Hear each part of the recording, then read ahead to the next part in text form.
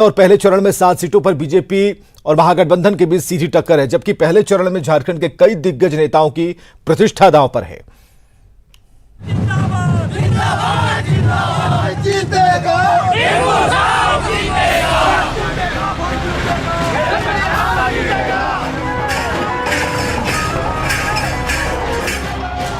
झारखंड विधानसभा के पहले चरण का चुनाव प्रचार जोरों पर है। प्रत्याशी प्रचार अभियान में जुटे हुए हैं। सियासी पार्टियों के दिग्गज भी पूरा जोर लगा रहे हैं। पहले चरण में कांग्रेस 6 सीटों पर चुनाव लड़ रही है। पार्टी का दावा है कि इस बार प्रदर्शन चौंकाने वाला हो। हम फर्स्ट फेज के इलेक्शन में 6 सीटों पर चुनाव लड़ रहे हैं और हम समझते हैं कि 6 में 6 सीटें जीतने जा रहे हैं, क्योंकि जिस तरह से एक अभी माहौल बना है कांग्रेस के लिए, तो निश्चित रूप से हम 6 में से 6 सीट जीतने जा रहे हैं।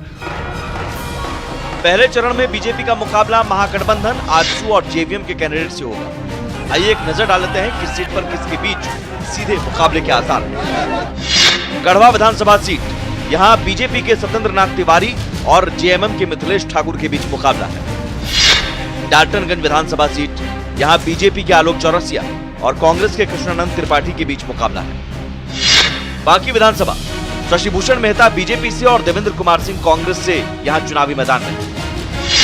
हुसैनाबाद विधानसभा, यहाँ कुशवाहा शिवपूजन मेहता आजसू से, संजय यादव आरजेडी से और विनोद कुमार सिंह निर्दलीय आमने सामने हैं। लातेहार विधानसभा, यहाँ बीजेपी के प्रकाश राम और जेएमएम के वैद्यनाथ राम के बीच मुकाबला है। मनिका विधानसभा, यहाँ बीजेपी के रघुपाल सिंह और कांग्रेस के रामचंद्र सिंह के बीच मुकाबला है। गुमला विधानसभा, यहाँ बीजेपी के मिश्रित कुजूर और जेएमएम के भूषण तिर्की के बीच मुकाबला है। विशुनपुर विधानसभा, यहाँ बीजेपी का अशोक उरांव और जेएमएम से चमरा रेड्डी आमने सामने है। चतरा विधानसभा, यहाँ बीजेपी से जनार्दन पासवान और आरजेडी से सत्यानंद भोक्ता आमने सामने। बीजेपी का दावा है कि डबल इंजन की सरकार का उसे फायदा मिलेगा और बीजेपी राज्य की सत्ता में जोरदार वापसी करेगी। लेकिन जो रिपोर्टिंग आ रही है पलामू से, जो लोग नामांकन करा के, लोगों में उत्साह है, नामांकन में 25-25 हजार की भीड़, तो एक तो उत्साह है। देखिए, एक तो मोदी जी का कमाल है, दूसरा क्या है कि जिस प्रकार से केंद्र की सरकार ने और राज्य सरकार ने काम किया है, तो जिसके कारण जनता ने तय कर लिया है कि भाजपा को दोबारा लाना है। दावे तो सभी जीत के कर रहे हैं, लेकिन इनकी किस्मत की चाबी फिलहाल जनता के हाथों में है, जो 30 नवंबर को तय करेगी कौन विधानसभा में उनका नुमाइंदा। भुवन किशोर झा, न्यूज़ 18, रांची। उधर रांची सीट की अगर बात करें तो रोचक मुकाबला होने वाला है। एक तरफ मंत्री सीपी सिंह बीजेपी के टिकट पर चुनावी मैदान में है, दूसरी तरफ महागठबंधन के बैनर तले जेएमएम प्रत्याशी महुआ माझी चुनावी मैदान में है। जो नामांकन करने एसडीओ कार्यालय पहुंची, महुआ माझी ने पहले शिबू सोरेन के आवास पर जाकर उनसे आशीर्वाद लिया और उसके बाद अपने समर्थकों के साथ नामांकन दाखिल किया। जीत का दावा करते हुए महुआ माझी ने कहा कि इस बार कई मुद्दे हैं।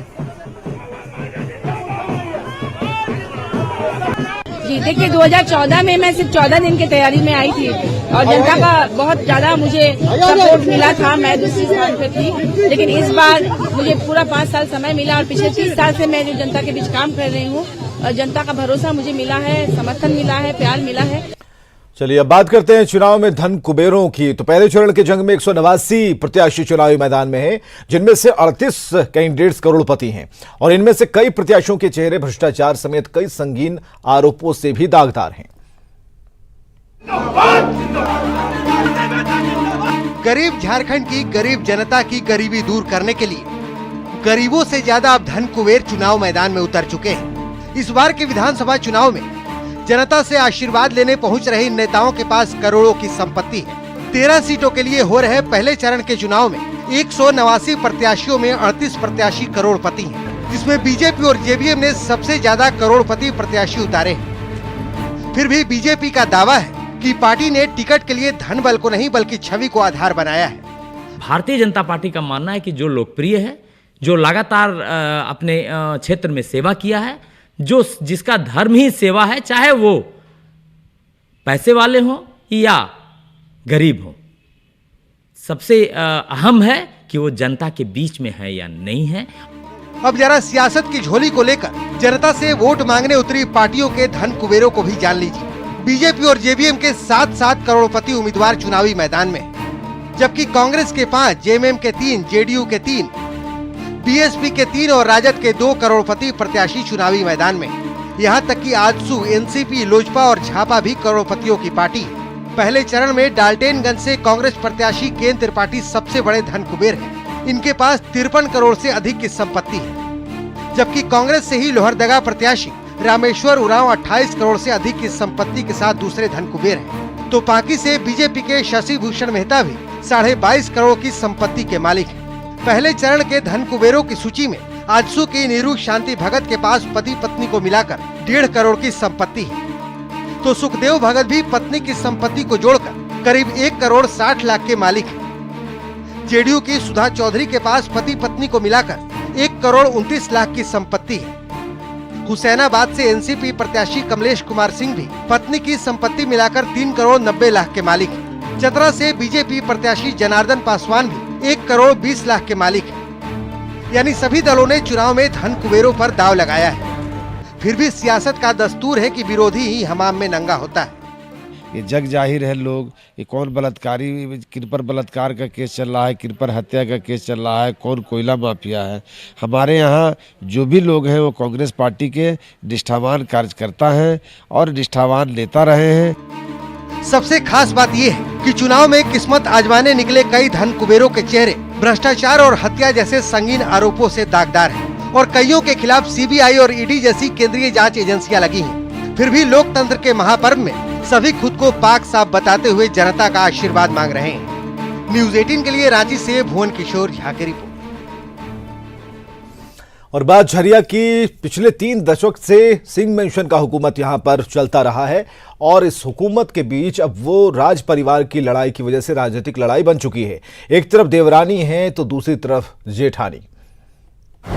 पारिवारिक लड़ाई बनी राजनीतिक। चुनावी रण में देवरानी और जेठानी। बचेगी झरिया की सियासी विरासत या देवरानी देंगी जेठानी को मात।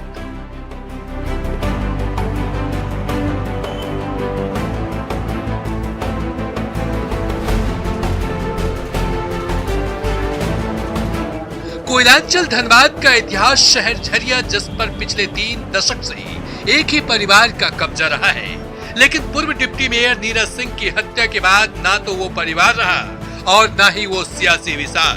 पारिवारिक लड़ाई सियासी रण में तब्दील हो गई। देवरानी ना जेठानी का मान रखा, ना जेठानी ने देवरानी का। अब दोनों एक दूसरे से 2-2 हाथ करने को तैयार हैं। देखिए, सबसे पहली बात कि आप मेरे अपने घर नहीं जोड़िए। मेरा घर मेरा झरिया है। झरिया के वासियों के सभी हमारे महिला हैं। हमारे झरिया के जितने भी भारतीय जनता पार्टी के कार्यकर्ता हैं, सब मेरे घर के सदस्य हैं और मेरे सामने कोई भी आएगा एक प्रत्याशी बन के आएगा। पूर्व डिप्टी मेयर नीरज सिंह हत्याकांड में झरिया विधायक फिलहाल धनबाद जेल में बंद है। कोयलांचल के दबंग घरानों में शुमार सिंह मेंशन की दूसरी पीढ़ी की 5वीं व्यक्ति है रागिनी सिंह, जिन्हें बीजेपी ने अपना प्रत्याशी बनाया है। इसके पूर्व झरिया सीट पर रागिनी के ससुर दिवंगत सूर्यदेव सिंह, चचेरे ससुर पूर्व मंत्री बच्चा सिंह, सास कुंती सिंह और पति संजीव सिंह विधायक रह चुके हैं।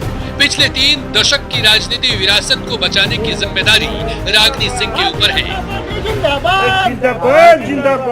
देखिए, सबसे पहले पानी का यहाँ सबसे बड़ी समस्या है, जो कि सभी जगह पानी का ही काफ़ी मुझे ये मिला है। तो हम भी ये सबसे पहले चुनाव के बाद, जैसे ही चुनाव खत्म होता है, सबसे पहले मैं पानी का काम कराऊंगी। वहीं सिंह मेंशन परिवार से अलग हो चुकी रघुकुल परिवार के बीच दूरी पूर्व डिप्टी मेयर नीरज सिंह की हत्या के बाद काफी बढ़ गया है। पारिवारिक लड़ाई अब राजनीतिक लड़ाई बन चुकी है। इस बार पूर्व डिप्टी मेयर दिवंगत नीरज सिंह की पत्नी पूर्णिमा को कांग्रेस ने अपना प्रत्याशी बनाया है। हम कब तक वही गलती दोहराते रहेंगे? और मैंने तो जैसे बोला कि मैं एक विकल्प ही दे सकती हूँ आपको, क्योंकि अगर आप कह रहे हैं कि उनकी पैठ इतनी है तो उनके खिलाफ विकल्प भी कौन बन के खड़ा होगा? इतनी हिम्मत तो किसी की होगी नहीं। तो मैंने तो इतनी जुर्रत कर दी है। इस ढर्रे पे सब कुछ चला आ रहा था, उसी को तोड़ने के लिए मेरे पति ने काफी मेहनत की है। आपको बता दें कि 2014 के विधानसभा चुनाव में दबंग घराना की दोनों बहुओं की जगह बेटों ने चुनाव लड़े थे, जिसमें एक तरफ झरिया के पूर्व विधायक कुंती सिंह के पुत्र संजीव सिंह बीजेपी से प्रत्याशी थे, तो दूसरी तरफ पूर्व डिप्टी मेयर दिवंगत नीरज सिंह कांग्रेस से चुनावी रण में उतरे थे। दोनों के बीच कांटे की टक्कर में संजीव सिंह ने नीरज सिंह को 34,000 वोटों से हराया था। झरिया के जमीन के अंदर जितनी आग नजर आ रही है, इस कोयले के आग से ज्यादा तपिश तो यहाँ के राजनीतिक फिजा में देखने को मिल रही है, जहां एक तरफ धनबाद के झरिया विधायक संजीव सिंह की पत्नी रागिनी सिंह भाजपा से प्रत्याशी हैं, तो दूसरी ओर उनके खिलाफ पूर्व डिप्टी मेयर नीरज सिंह की पत्नी पूर्णिमा सिंह चुनाव मैदान में उनके खिलाफ दो हाथ कर रही है। यानी एक तरफ से कहें तो यहाँ की मैदान में पहली बार सिंह मेंशन और रघुकुल घराने की दो बहुएं आमने सामने हैं, और देखना है कि झरिया की जनता इन दोनों बहुओं में से किस पर भरोसा जताती है। कैमरामैन सहनवाज के साथ अभिषेक कुमार, न्यूज़ 18 धनबाद। तो चुनाव कोई भी हो, चुनाव के वक्त नेताओं को भगवान की याद जरूर आती है। विधानसभा चुनाव का बिगुल बजते ही दुमका के बासुकीनाथ मंदिर में भीड़ देखने को मिल रही है। सभी प्रत्याशी यहां मत्था टेकने पहुंच रहे हैं। फौजदारी दरबार में जीत की प्रार्थना हो रही है।